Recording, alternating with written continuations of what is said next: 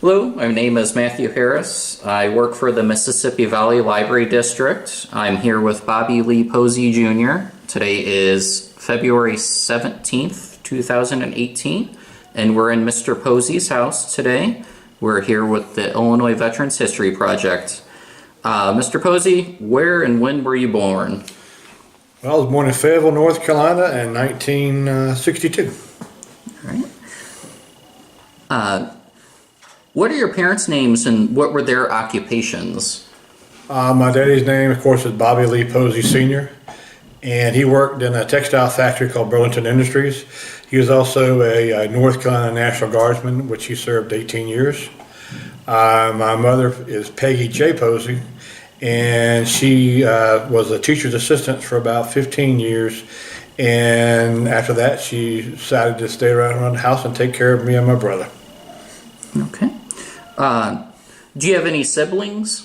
Yeah, I have one brother, James, and he was, if I remember right, he's like 52 years old. Okay. Did he serve in the military at all? No, he did not. He did not. What were you doing before you enlisted?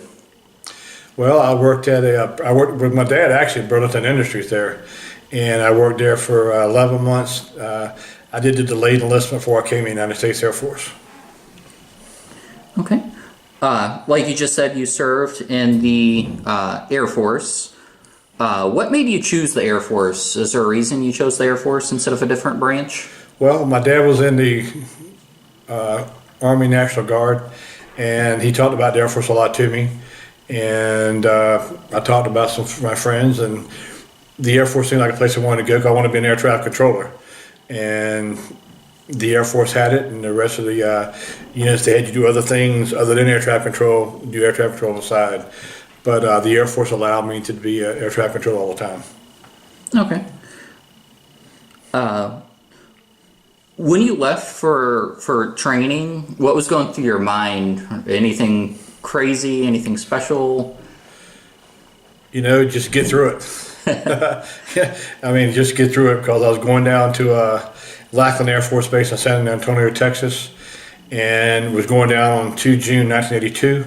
And of course, Texas in summertime is extremely hot. Do you remember any of your drill instructors and what they were like? Yeah, you know, I remember one guy named Tech Sergeant Doug Waterbaugh, and what I remember about him was the pretty cocky, a little arrogant, but immaculate with his uniform. I mean, you could cut a slice of bread or a piece of paper on a crease in that uniform. I thought it looked really sharp. Did you have any funny stories or anything stand out from training? Yeah, we had this one time, we were out running around doing PT, and we got back to the dorm, hustled to a shower, had to do, go down to KP duty. KP duty, of course, you're doing dishes and stuff like that down in the dining facility. And whoever got down there first had a chance to just be there in the cage where all the TIs are at, where people report in. And I was the second guy there, so I didn't get to do that. I had to report in, and if I reported in, I kind of did a salute upside down like this right here. And of course, the folks in the little cage up there, they ridiculed me pretty good. So it was actually pretty funny, but it wasn't funny when it happened. While you were there, did you get any specialized training? Not there, we didn't. Basic training, I guess you could say. We got a chance to shoot the M16 a little bit down there. Did an obstacle course down there, and you know, really what you get to learn history about the Air Force, and other things you got a chance to do was, you know, build teamwork, build camaraderie with your teammates there, which you wanted everybody in, everybody out. That was the motto. If you had 35 people in your flight, you wanted 35 in, 35 out, and we were lucky enough to do that. Was it easy to change to the military lifestyle with things such as the food and social life and physical training?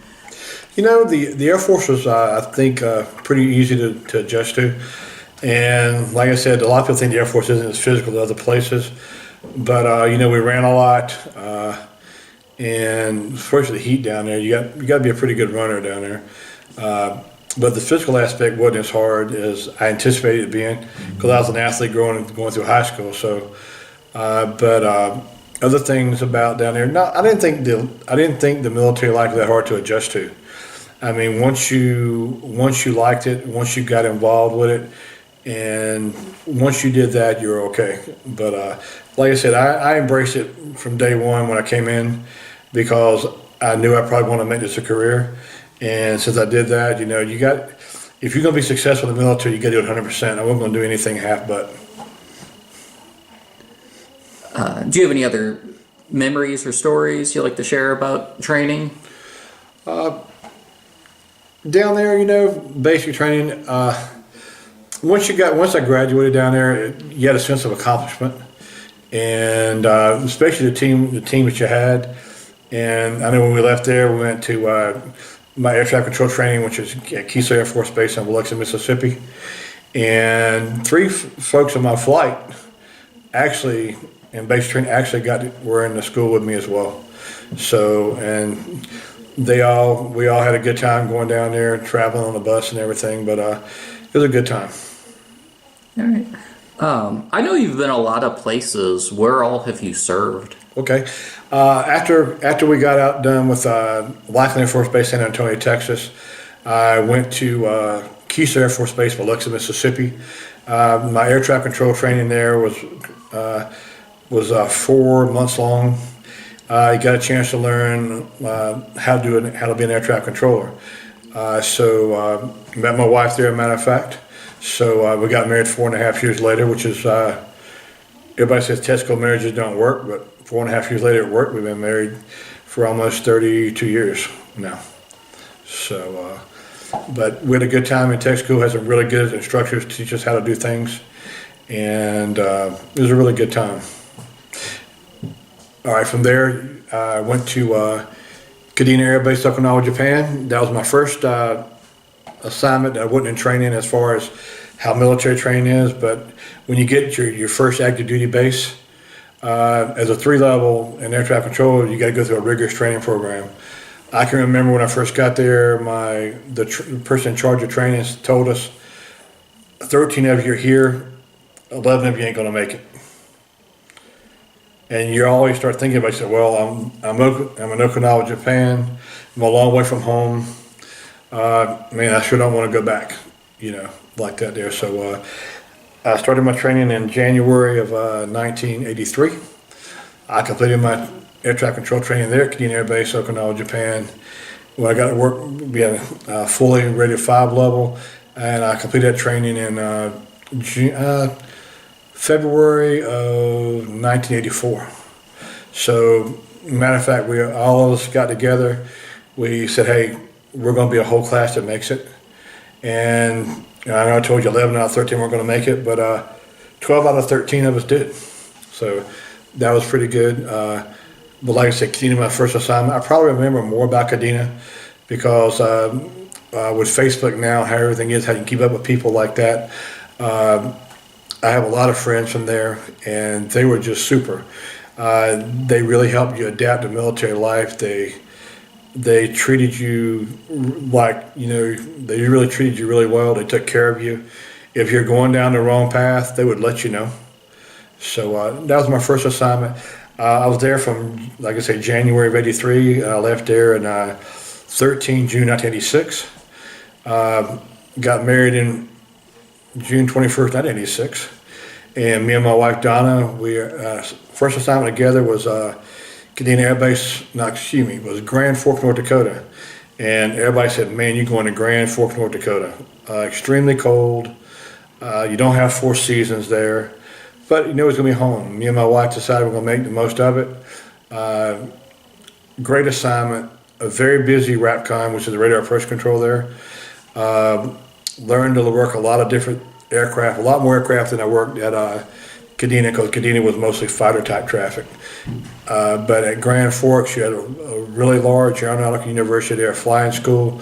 We had about 115 to 120 light civil aviation aircraft like Cessna 152s, Duchesses, B-76s, Mooney 20s, a lot of small airplanes that you're not used to working here. So we got a chance to do a lot of that. The base itself, traffic-wise, we had B2s, excuse me, B2s, B1s, the heavy B1 bomber and the 135s. And of course with that there, we didn't have a lot of traffic on the base, but it was still pretty fun to work. My two oldest children were born there. Kyle was born in June of 1987, and my daughter Chelsea was born in January 1989.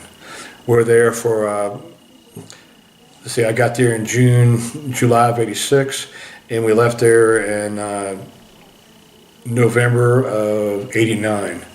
My first opportunity to go on a remote by myself. I went to Osan Air Base, Korea. I had to leave my wife and kids behind.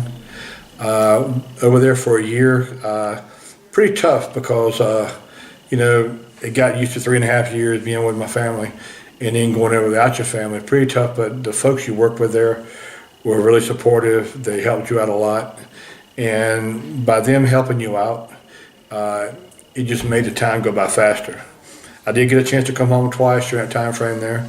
My facility manager wasn't very happy with me because you're allowed 30 days of leave. So at the 4-month mark, I decided to take 2 weeks. And 8-month mark, I decided to take 2 weeks. But what was interesting about that is I got rated really fast. I was a staff sergeant there, and I had 3 master sergeants that worked for me because they couldn't get checked out. So a really good time there. From there, we went to, I left there in November of, when was that? November of 1990. And I got to Shaw Air Force Base in Sumter, South Carolina. And the one good thing about that, I was only 2.5 hours away from my hometown in Rayford, North Carolina. So my mom and dad were pretty close. Was there for 6 years, and that's an eternity when you're in the military to be at one base for 6 years. But I got a chance to do a lot of things there. I got a chance to get my first dual rating, which I was rated in the RAPCON, which is what I've been doing before. Got my first chance to get rated in a tower. So I learned both sides of the air traffic control house. I got a chance to be the chief air traffic control training and assistant chief controller there. And we also had a third child there with Zachary. So very rewarding assignment, very good assignment. Liked it a lot, but we left there in August of 1996. So we were like almost 6 years. So we went to Wright-Patterson up in Dayton, Ohio.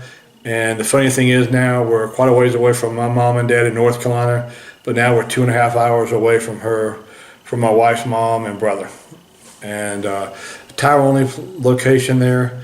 I was on the Air Force Material Command Inspector General's team.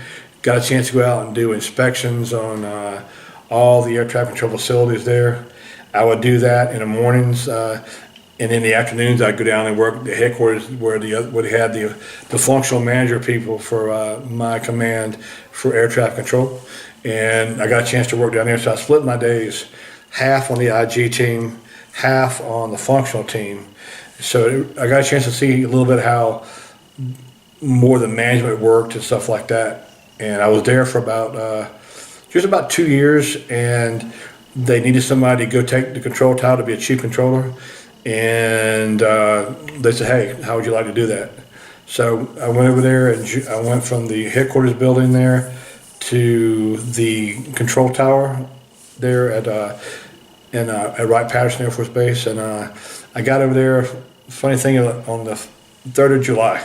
So in processed over there, and they told me, hey, we're going to send you to Taser Air Base Hungary, but you're not going to leave. You're going to leave in a couple of weeks, and then, you'll be gone for about 6 months.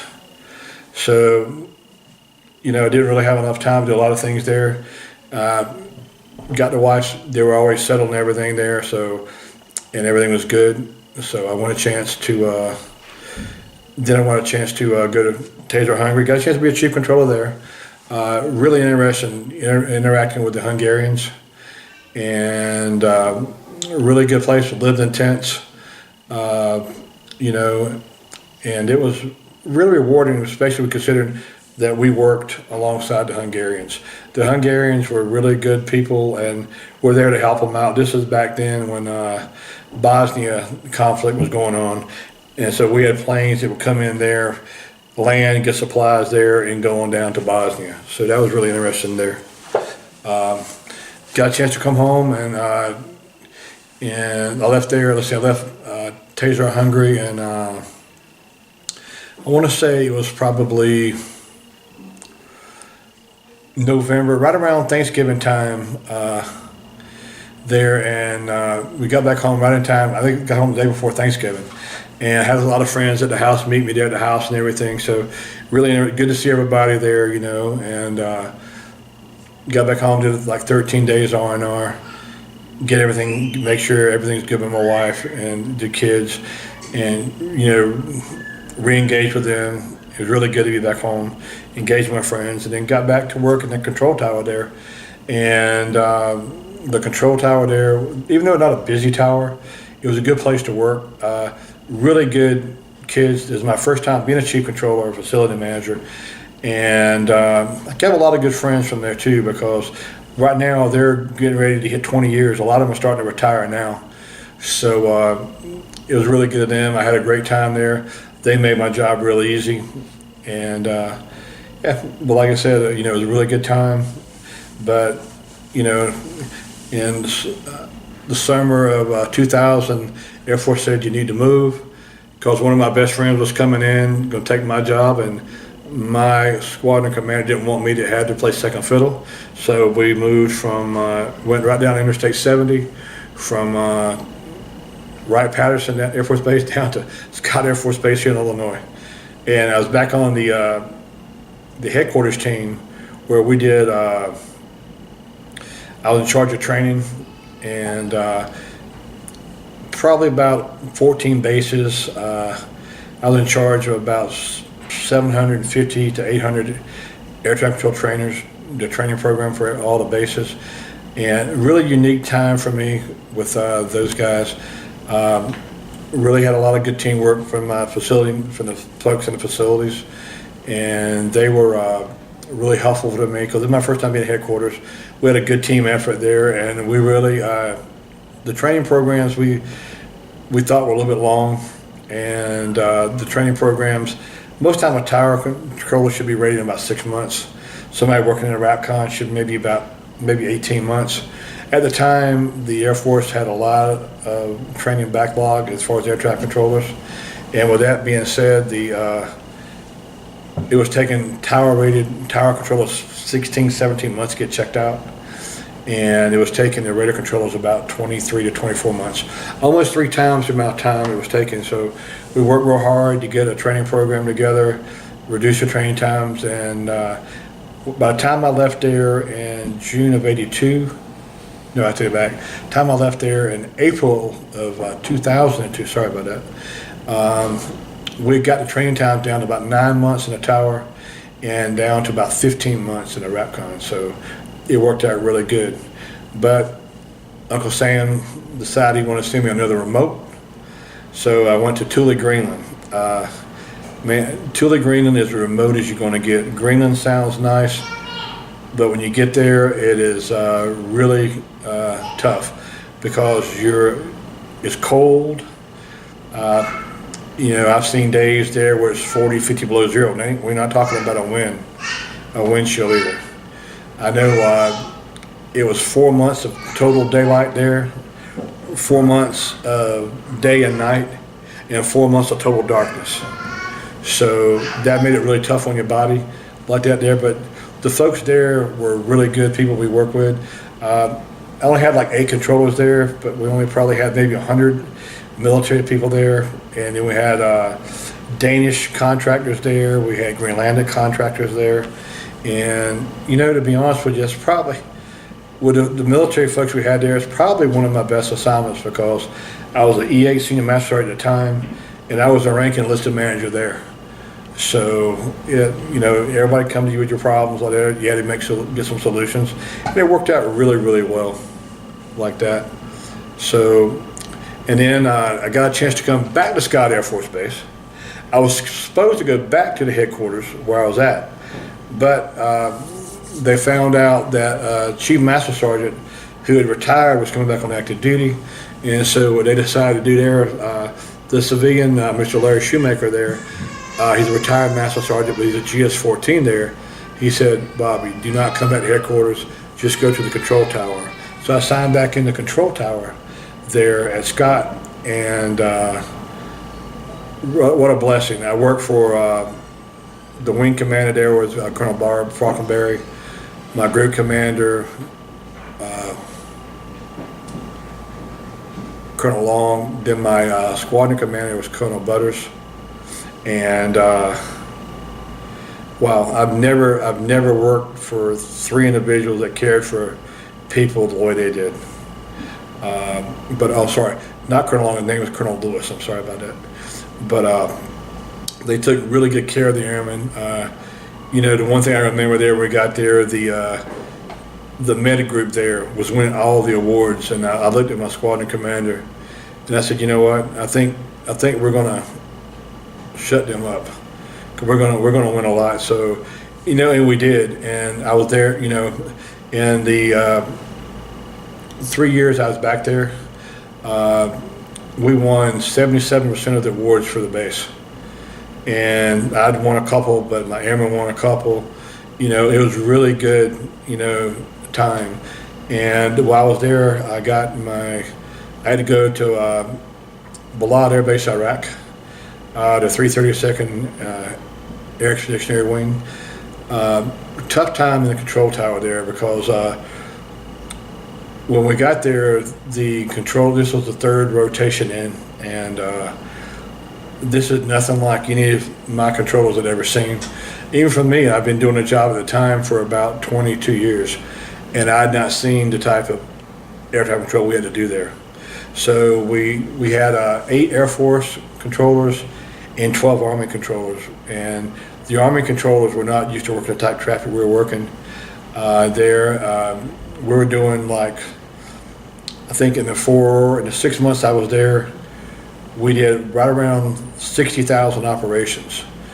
And some of these folks were coming from bases that were only doing 30,000 ops a year. So we had to do a lot of work with that. We had to do a lot of improvements and get everybody up to speed on what we were doing there. And they did a really good job. I mean, they made life easier for me. I know I was the senior NCO of the quarter while I was there, but that wasn't because of me, it was because of the people that worked for me. They were super, they worked their butt off for me, and it was just a good time. And like I said, we got rocketed and mortared 4 or 5, 6 times a day. We're inside the wire. So, did you worry about sometimes? Absolutely. I know early in the rotation, about 5 days into the rotation, in front of the BX that's where you can go get supplies at or whatever like that. You had a lot of you had 3 Army folks there, and they only had about a week left there, and you heard your alarms go off. We all take cover. I don't know if they thought they were invincible or not. They didn't take cover. And when the rocket and a mortar hit, most times people think of explosions when you think of rockets or mortars. No, what this is here, when it explodes, there's like sharp pieces, nails and stuff like that. And it killed all 3 of them. And that was reality hit home. So, that's when you knew that, this ain't gonna be no cakewalk, Had like I said, I had about a month to go there, and I had one of my airmen, which was there, and I had one of my Army controllers there as well, and we're in the tents there, and we had a rocket mortar hit there, and it's by the grace of God they weren't killed. By the way, the rocket and the mortar hit, it's like it went above the top of one of the guys. It's almost like he was sleeping in his barracks in his tent. It's almost like it went up. It's like he's laying here. This one side destroyed here, but he should have been dead. He really should have. But for some reason, it went above him. So his Xbox got destroyed. So, and they kept it, and they showed some people up, and the folks who make Xbox actually sent a new Xbox to him. I thought that was really cool. But it's still, that changed my folks there a lot, because the reason why it changed them so much is, they seen one guy who did get hurt. He lost his arm and both legs. I wasn't one of our guys. He was a security force, a cop guy, and just made it really tough on them. We had to come together as a team and just work real hard. So I left there and I come back to Scott, and and then I made Chief Master Sergeant there at Scott, and just happened to be the guy who was my group commander at Balad happens to be gonna be my new wing commander here, which is really good, and he believed in us. It worked out really good for us and everything like that. So, but when I left him, we got back. I was only back to Scott. I got back September from Balad. So we got back on 22 September of 2004. I got a chance to throw out the first pitch to the St. Louis Cardinals and the Los Angeles Dodgers game 2 in the old Busch Stadium there. So threw a perfect strike, by the way. The general behind me bounced the ball, so that's fine. You know what I'm saying? So that was pretty cool. Got to throw a pitch out in front of 42,000 fans, so that was good. But like I said, I got back and, with Chief, and they were telling me, hey, you're going to have to move again. So we go down to, we left here and went to Moody Air Force Base down in Valdosta, Georgia. The folks at Moody treated the military folks very, very well.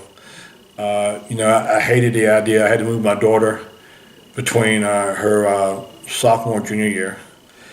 My youngest son, my youngest son, Zach, he was going in, I think I want to say 7th or 8th grade, and my oldest son had already graduated, so we got down there. So, I was there for about 4 months, and they said, hey, Chief Master came out, another guy made it, so since he'd been there the longest, he was going to have to leave. But I didn't think that was right because he just come off a remote. So I said, I'll do the deployment. I'll go right back to Balad. 15 months after I left Balad, Iraq, I went back to I call it a hellhole, like that. I wanted to run into RAPCON in the tower at that time. I go back. We didn't have the right experience levels to be successful there, but we were successful because the kids really worked their butt off. We were able to do some things there in the central third of Iraq's airspace, which is the busiest in the world at the time. And we were able to do some really good things there. We got the experience level, not from my rotation in, but the next rotation, we got the experience level in that they could really use. And that really was a tough time because when you're there, you're under a microscope. And we're doing at the time, when we went back the second time to Balad, we probably were doing about maybe where I was doing 5,000 to 6,000 ops a month or a week there, we're up to about 10,000 ops a week. So you had a lot of the same kids that I was there with before, they were there with me again. They were super. They really worked their butt off. And we're really, really successful. And, and we got the experience level for the rotation that come in. They were very appreciative when we walked out. Then, like I said, when I was there the first time or the second time there, we were, myself as the chief master sergeant, I had one E6 between the tower and the RAPCon, and I had like 4 E5s, and the rest were CM and A1Cs. When I left there, I was able to get them. They were able to get a chief, and for the RAPCon, a senior for the tower. We had 6 master sergeants, 3 for each place, and so the experience level was good, and they were very appreciative of that because it was probably the hardest time I've had is there because like I said, I was there for 222 days the second time, and I didn't. Let's see here. I'd say the fewest hours I worked in a day was probably about 18. So, you did what you had to do, like that. So then I come back to Moody, and I was at Moody probably about 3 months. The chief master called me from the headquarters staff.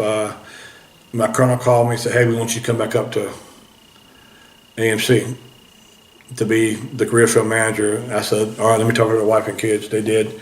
So it's funny. We got to when we got to Moody, we got there in August of '05, and I was right back in at Scott in August of '06. So, and in between that was 6 months back in Iraq again. So extremely hard, but got a chance to come back. I love what I was doing, except when I went back to the headquarters there this time, I was the career field manager, which I was in charge of everything to do with air traffic control and AMC. By that time there, instead of about 800 we had before, we're up to about 1,200 controllers, plus about another 300 civilians. So I made policy and procedures for them, and everything worked out really good. So I've had a very successful career. The career I have is successful because my wife, she played mom and dad an awful lot while I was gone. She was probably the biggest reason for my success. But I had some really good commanders and people who worked for me. I know, like I said, when I was at Scott that time, when I had Colonel Falconberry, I had Colonel Lewis and Colonel Butters, I've never, ever had a situation where I've had bosses like those. I mean, they give you the tools to do what you need to do and let you run with it. And they were very successful. Had a lot of kids who worked for me all through my career. And, I made Chief Master Sergeant, highest ranking be in the Air Force. I didn't make it on my own. Like I said, I made it because of my wife. I made it because of the commanders, some of the good commanders I worked for. I forgot Colonel Malik was a really good commander I had. I had him at Wright-Patterson, and also had him as far as my last assignment active duty, which was at headquarters. So, been very fortunate and won a lot of awards, but those awards are not my awards. Those awards are the awards that everybody who worked for me earned. I just was along for the ride. They took good care of me, and I took good care of them. I know I really didn't want to leave the Air Force, you know what I'm saying? Because, but I've been doing a job for 26 and a half years, and they had an opportunity to come up at Scott. I'd go right back and be a worker bee where I used to be the boss at. So I talked to the wife and everybody said, yes, a good move. I can only stay 3.5 years active duty more. This job would never come back open to me again. So, like I said, we decided to retire, and retirement date was 1 December of 2008, 26 and a half years. I served under some really good presidents who gave us some really good tools and gave us a great opportunity to be successful. Served under some good commanders that were very successful. But like I said, my wife and my kids and my family is probably the most important thing. It's probably what got me through everything. So that's a little bit about me. You know what I'm saying? I got lucky. You know, I got a Bronze Star. I've got a Meritorious Service Medal with 8 clusters on it. I've got an Air Force Achievement Medal with 2 clusters on it. I've been, you know, all over the world, you know, if you really don't think about it. So, yeah, I've been very lucky and really great assignment. And I wouldn't have done anything differently. Not at all. I know your oldest son, Kyle. Do you want to care to talk real quick about what he's done? Yeah. You know what? My oldest son, Kyle, he when he found out that we were coming back up here from Moody back to Scott, he was not very happy. All right, because he had joined the Air Force, and he said, "I known y'all going back, I wouldn't have joined." But I said, "Hey, man, the Air Force is good to me. Why don't you just give it a shot?" So, you know, I never dreamed that he would follow in my footsteps, but he became an air traffic controller like me. And matter of fact, he got a chance when I was the career field manager at Scott. His first duty assignment was Dover Air Force Base, and that was one of my bases. And everybody was worried, well, will Dad get involved with his training out there? And I said, no. I said, you know what? He stood up on his own 2 feet the whole time. I'm not going to interfere. You know, as long as everything's fair, because everybody knows if I seen something that was unfair, I don't care if it was my son or somebody else, I'm going to call somebody out on it. And so he got a chance, and he did an air traffic control. He was at Dover Air Force Base in Delaware. He did 2 tours in Iraq. He was at Kirkuk Air Base, and he went to Balad, which I had been at. I wish me and him could have went together, but just didn't work out. Then he went to Dyess Air Force Base down in Texas. That's where he met his wife at there, and they have a beautiful daughter named Jocelyn. And from there, he went to Osan Air Base Korea, another place I've been. And then he went to Eglin Air Force Base down in Florida, a really busy RAFCON. And after about 10 years, the Air Force med boarded him because of he has psoriasis, and psoriasis is considered an airborne disease, more or less like that. So there's no disability for that, but he just couldn't do some things he should be doing. Like I said, from where his psoriasis and stuff was at, he couldn't do some of the PT training that he needed to do. So they let him out. And the good thing about that, he got a little bit of money for it. And now he's an air traffic control civilian up at Grissom Air Force Air Reserve Base up in Indiana, about 70 miles north of Indianapolis.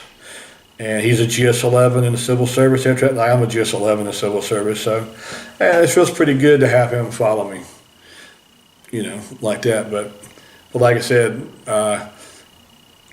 mom of the family, man, my wife, she took care of all of us. And, you know, we've all done good. My daughter, I'm very proud of her too. She dental hygienist, you know, and she got 2 wonderful kids, got a great boyfriend, Matt.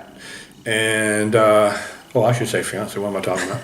And then, you know, Zach, he graduated, he got his bachelor's degree in psychology, and he's hoping to get into his master's program here at Southern University, Edwardsville. So, yeah, it's all good. So. Is there any future messages you would like to leave for future generations?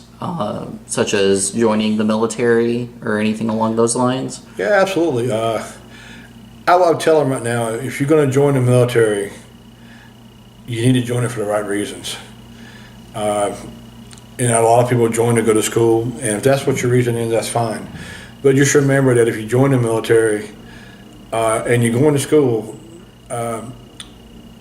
don't tell the bosses, well, I only come in there for them. I'm not going to go to war. I'm not going to go to Iraq. I'm not going to anywhere like that, because no, not the right thing to do.